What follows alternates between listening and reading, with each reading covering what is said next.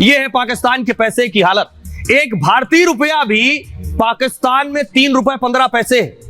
सिर्फ भारत की करेंसी नहीं, बांग्लादेश की टके के आगे भी टके जैसी स्थिति है। एक बांग्लादेशी टका 2 रुपए 48 पाकिस्तानी रुपए है। एक नेपाली रुपया 1 रुपए 98 पे, यानी नेपाल से भी ज्यादा खराब स्थिति, बांग्लादेश से भी ज्यादा खराब स्थिति पाकिस्तान की हो चुकी। पाकिस्तान में चिकन 780 रुपए किलो हो गया है। चिकन, बोनलेस चिकन आप लेंगे तो 1100 रुपए किलो है, 1100 रुपए किलो। मटन सोचिए खरीदने से बाहर हो चुका है, 2000 रुपए किलो मटन है, यानी 1 किलो के लिए 2000 देने होंगे आपको। चावल 445 रुपए किलो पाकिस्तान में है, वही लोगों को आप सुन रहे हैं। गेहूं आटा देखिए जरा, 164 रुपए किलो है, भारत में 40-45 में मिल जाएगा आपको। दूध भारत में 2 रुपए बढ़ते हैं तो शोर होता है, पाकिस्तान में 250 रुपए लीटर है। जो हमारे मुल्क के इस वक्त हालात है, हम एक दिवालिया मुल्क के रहने वाले हैं। आपने सुना होगा डिफॉल्ट हो रहा है या दिवालिया हो रहा है या मेल्टडाउन हो रहा है, वो हो चुका हुआ है। मैं सऊदी अरब से होके आया हूँ, मैं यूएई के होके, अभी मैं तुर्की होके आया हूँ, और मैंने उन भाइयों को कहा कि आप हमारे बड़े अजीम भाई हैं, हमेशा आपने हमारी मदद की। और मैंने यही कहा, जब मैं आया हूँ तो आप समझेंगे शायद ये मांगने आया है, मैं मांगने नहीं आया, लेकिन मजबूरी है हमारा। जिस तरह माजी में 75 साल में आपने हमारा हाथ बटाया है, कुछ अर्सा आप हाथ बटा दें, तो मैंने कहा मैं वादा करता हूँ कि इंशाअल्लाह हम पूरी कौम हम मिलकर दिन रात मेहनत करेंगे, पसीना कराएंगे अपने पाँव पे। अस्सलाम वालेकुम। मोहम्मद अज़हर सिद्दीक अपने प्रोग्राम पॉलिटिकल डायरीज के साथ हाजिर। बहुत अहम दिन है आज, और मैं चूँकि मैनचेस्टर लंदन में फ़ारूक नसीम साहब शहबाज शरीफ साहब की नुमाइंदगी करेंगे। फ़ारूक नसीम साहब हमारे दोस्त भी हैं, एडवोकेट भी हैं, और यानी ये मिलिट्री ट्रायल को मिलिट्री कोर्ट्स के हवाले से जो केस है, और वज़ीर दिफा जो हैं ख्वाजा आसिफ की नुमाइंदगी इरफान कादिर करेंगे। अब पता नहीं स्पेशल असिस्टेंट से इस्तीफ़ा देंगे या क्या करेंगे। आपको पता है माजी में तो फ़ारूक नसीम साहब केसेस में जो है वो इस्तीफ़ा देकर पेश हुआ करते थे जी। और वज़ीर दाखिला राना सनाउल्लाह की नुमाइंदगी जो है शाह खावर करेंगे। शाह खावर इमरान खान साहब के कई केसेस के हवाले से भी पेश होते रहे, और 9 मई के हवाले से अटॉर्नी जनरल जो है ना वो कोर्ट रूम में वीडियो चलाएंगे। वज़ीर आज़म समेत दोनों वज़रा को नोटिस दे रखा है अदालत ने। शुरू में आपने अगर देखा हो तो पाकिस्तानी हालात के बारे में, उसकी करेंसी के हवाले से इंडियन मीडिया क्या बातें कर रहा है, यानी इस सारे प्रोसेस में ऑपरेशन रजीम चेंज के नतीजे में आपने वो देख लिया है कि इस वक्त पाकिस्तान की हालत क्या है। पाकिस्तान की मईशत तबाह बर्बाद हो चुकी है, और इसके वापसी के रास्ते नजर नहीं आ रहे हैं। ज़रा वो समझना ज़रूरी है। और शुक्र बाकी मैंने बातें मिलिट्री कोड के हवाले से ही करनी है। मेरा आर्टिकल छपा है, वो बैकग्राउंड पे चलेगा। और अपने हारून रशीद साहब कहते हैं कि जनरल बाजवा ने मुझे खुद कहा कि बरतानिया में नवाज शरीफ की 300 जायदादें हैं।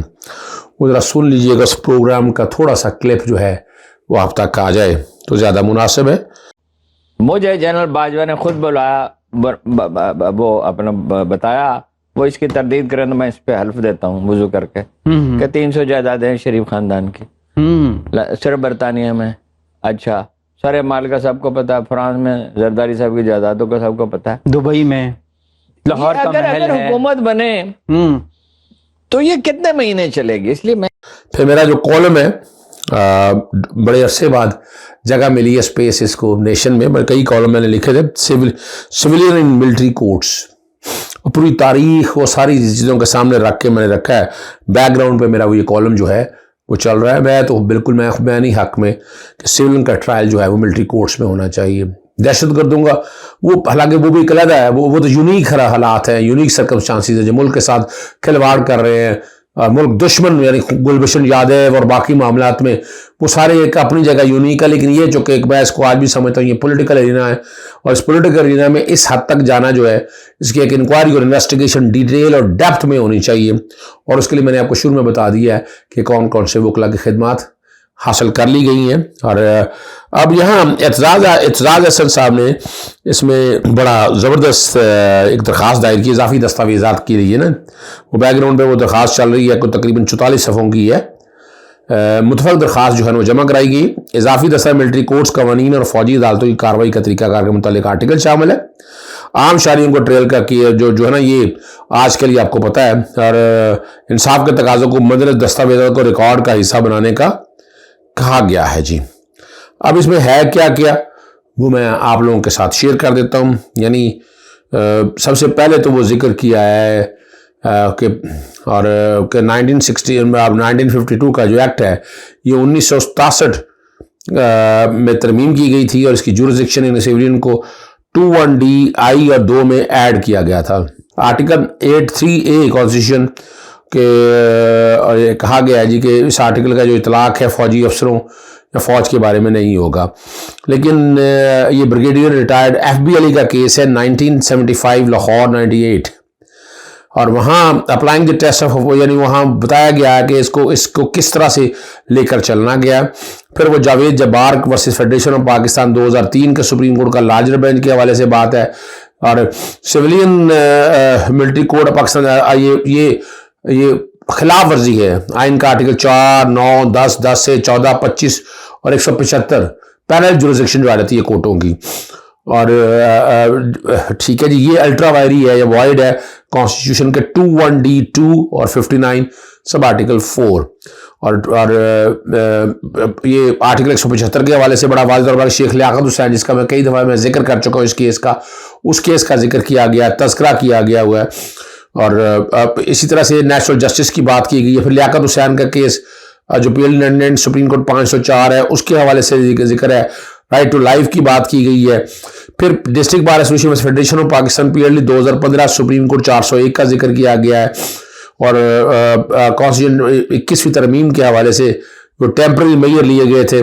फिर Ghulam Abbas Niazi versus federation of Pakistan PLD 2009 supreme court 866 में civilian subject to normal law के हवाले से बात की है। ब्रिगेडियर FB अली का बात की गई है। आर्टिकल 10A के कॉन्टेक्स्ट में जस्टिस काजी फाइसा के केस का जिक्र किया गया है। चेयरमैन नैब वर्सेस नसरुल्लाह का जिक्र किया गया है। Naveed Asghar versus the state, यानी मुख्तलिफ डिटेलों में जो है ना, ये शुरू के तकरीबन 7 सफ़े हैं जो बैकग्राउंड में मैं चला देता, मैं टीम को कहूँगा चला देंगे, बाकी शायद चलाने की ज़रूरत नहीं है, उसमें बहुत सी चीज़ें आ जाएंगी। अब इस हफ्ते के लिए आपको पता है चीफ जस्टिस ने रोस्टर जो है ना आइंदा हफ्ते से वो जारी कर दिया गया। प्रिंसिपल जस्टिस इस्लामाबाद के लिए 7 रुकनी बेंच, लाहौर डिस्ट्रिक्ट के लिए 2 रुकनी बेंच, इसके लिए आइंदा हफ्ते इधर छुट्टियों के बायस प्रिंसिपल जस्टिस इस्लामाबाद में सिर्फ सिविलियन के कोर्ट मार्शल मुतल्लिक केस की समाअत 7 रुकनी बेंच करेगा। जस्टिस अमीनुद्दीन खान जस्टिस शाहिद पर मुश्तमिल 2 रुकनी bench supreme court Lahore registry मुख्तलिफ आम और केसों के हवाले से सुनेगा। और यहाँ जो बातें हैं वो रोस्टर सारा मैं बैकग्राउंड में क्या मैंने चलाना है, लेकिन बहरहाल आपके सामने मैं रख देता हूँ। इस्लामाबाद के अंदर लार्जर बेंच है जो 24 जून से 30 जून के हवाले से बात की गई है, और लाहौर का बेंच भी आपको मैंने बता दिया हुआ है। आपको पता है कि इसमें तकरीबन अब 6 दरखास्तें हैं। मैंने शुरू में आपको उसूल बताया था, लेकिन चूंकि पहले इसका रोस्टर जारी हुआ था 4 दरखास्तों का। 4 दरखास्तें जो हैं जवाद ख्वाजा की तरफ से हैं, एतजाज हसन की तरफ से, करामत अली और इमरान खान नियाजी की तरफ से थी। ठीक है जी। और अब उसके अलावा 2 और दरखास्तें इसमें हैं, जमान खान विरदक के हवाले से है और जुनैद रज़ाक दूसरी दरखास्त जो है वो ये ऐड हो चुकी है। तो 6 दरखास्तों हैं जिस पे ये फैसला जो है अब करना है। और चीज़ें तो जो कि बड़ी राहत के साथ साफ आ चुकी है, एक चीज़ क्लियर है, कोई डाउट नहीं है, कोई इसमें अब फारूक नसीम साहब या क्या बात करेंगे, नॉर्मल बातें होनी है और बड़ा मुश्किल है जस्टिफाई करना इस हवाले से। लेकिन चूँकि कोर्टों में मामला है, कोर्टों ने देखना है, और मैं जो समझता हूँ कि ये सस्टेन नहीं कर सकेंगे, ये मेरा सिविल सोसाइटी के तौर पर भी और एक वकील के तौर पर नुक्ता नज़र और बड़ा क्लियर है। और आगे और इसमें कई लीडर जो हैं जो सियासतदान हैं वो नहीं चाहते कि मिलिट्री कोर्ट में आज अगर मिलिट्री कोर्ट में बात आती है तो कल सियासी लोगों के केसेस भी मिलिट्री कोर्ट्स में आएंगे, तो वो किसी तरह से प्रूव नहीं करते। कल कोई पता नहीं हालात और वाक़यात का। दुबई में मीटिंग में आपको पहले बता चुका हूँ बड़ी अहम है, और उस मीटिंग में बहुत कुछ फैसले हो चुके हैं। अब आगे कहीं ना कहीं मिसाल पाकिस्तान होना है, मैं बार बार दोहराता हूँ आपसे, फिर मैं दोहरा रहा होता हूँ आपके साथ। और किसी वक्त एमनेस्टी भी मिलनी है, जनरल एमनेस्टी भी आनी है। वो कब आती है वो भी आप आने वाले दिनों में देखेंगे। लेकिन याद रखिएगा बैरूनी दुनिया का बहुत प्रेशर है अमेरिका में, इंग्लिस्तान के हवाले से है कि आप इलेक्शंस की तरफ जाएं, तो इलेक्शन को डिले करने वाला वो भी एक ख्वाब की हैसियत पर रखेगा। चलें, इजाज़त चाहता हूँ। अस्सलाम वालेकुम, अल्लाह हाफ़िज़, पाकिस्तान जिंदाबाद।